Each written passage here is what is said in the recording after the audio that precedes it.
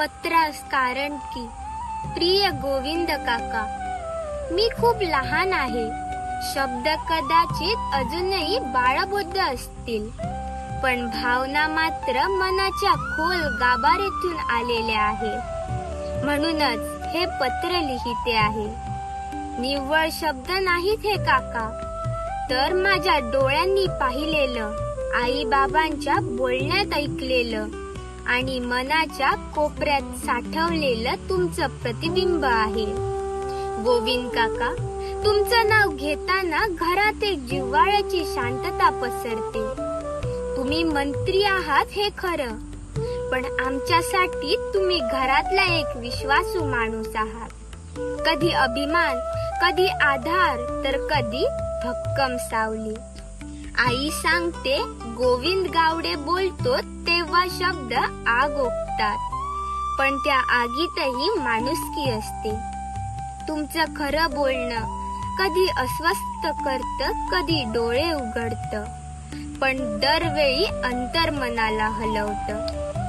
तुमचं सडेतोडपण हे खरं तर आमच्यासारख्या पिढीला शिकवण आहे.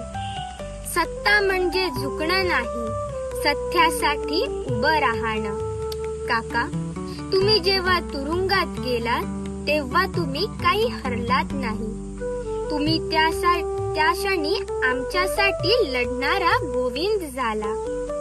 उमेदीचा काळ, जेव्हा इतरांनी रंगमंचाचा पडदा उघडावा, तेव्हा तुम्ही रस्त्यावर उतरला. स्वप्न उधळून लोकांसाठी तोंड दिले लोखंडी गजांना. श्री नागेश देव तुमच्यावर आशीर्वादाची सावली धरून आहे आणि कटमगा दादांचा हात तुमच्या पाठीशी आहे. म्हणून तुमचं बोलणं आकाशालाही भिडतं आणि तुमचं माणूसपण मातीत रुजतं. तुमचे बाबा शेपू गावडे कष्टकरी, शांत, पण पाय जमिनीवर घट्ट रोवणारे.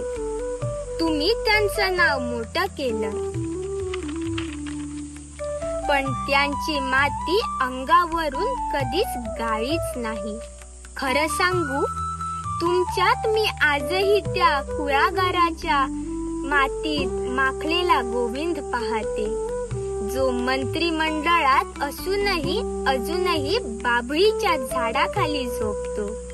काका, तुमचं खरं रूप हे मंत्रिपदात नाही, तर आमच्या माणसांच्या आठवणीत आहे. तुम्ही लाखो लोकांच्या काळजात उरलेला विश्वास आहात. आणि शेवटी तुमच्यासाठी लिहिलेल्या ह्या काही ओळी. गोविंद गावडे, गाव वाचवणारा गोविंद अन काळजाच्या अर्थात साठलेला गावडे.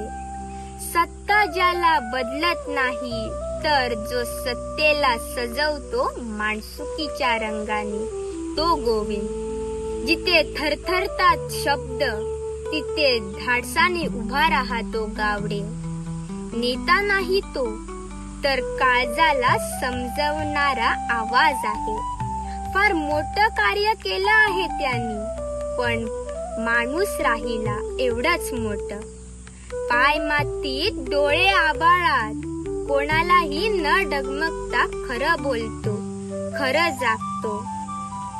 तोच आमचा गोविंद गावडे. तुमची लाडकी सुरेखा. धन्यवाद.